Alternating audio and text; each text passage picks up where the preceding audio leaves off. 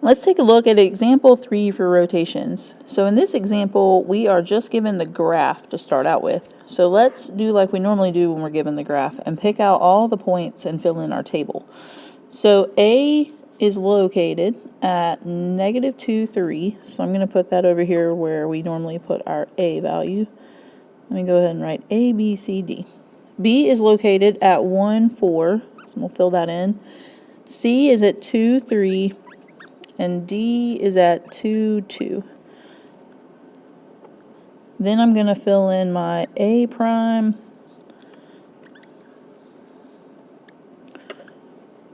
I'm going to write it over here. B prime, C prime, D prime for my range. So A prime is located at 3, 2. B prime is at 4, -1. C prime is at 3, -2. And D prime is at 2, -2. So if at this point you have memorized your rules for rotations, then you might be able to tell that this rotation is going clockwise 90 degrees. Because we can look at this graph and tell that this figure rotated or turned in a clockwise direction and just 90 degrees. Then your rule would be that all of your values, and I'm going to go ahead and write that up here at the top, of x and y for your pre-image would become y negative x in your image. So let's check that theory. So I'm going to write that right over here where I normally do in my table.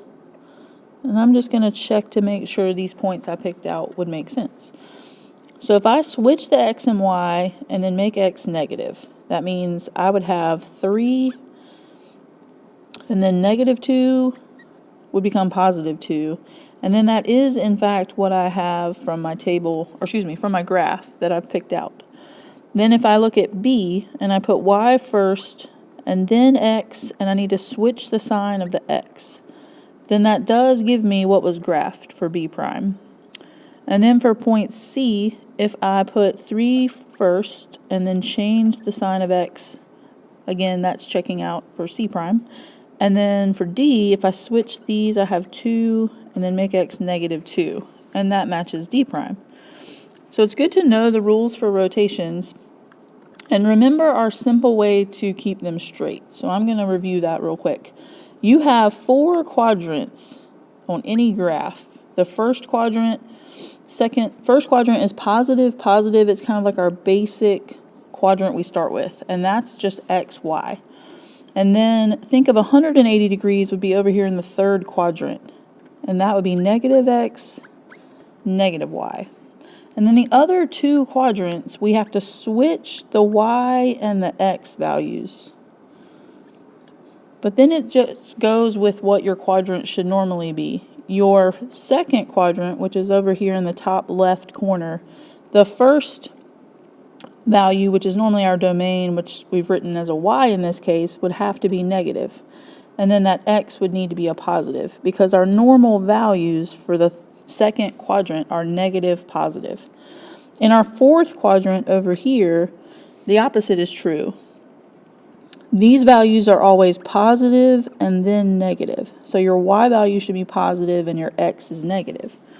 And so those are the rules for rotations, and then you can just go by what you're given and how far it went, or if you're told how far it goes, you can use this to help you figure out the algebraic rule, which can be kind of challenging sometimes.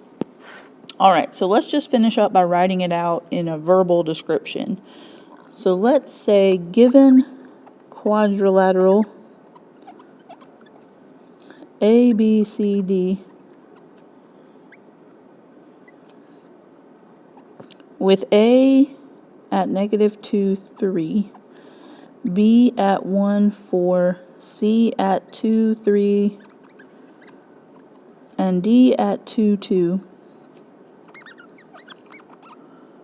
And we've already talked about what we did with it. So rotate quadrilateral A, B, C, D 90 degrees clockwise, and we need to say about the origin. Okay, so now we're finished with example 3.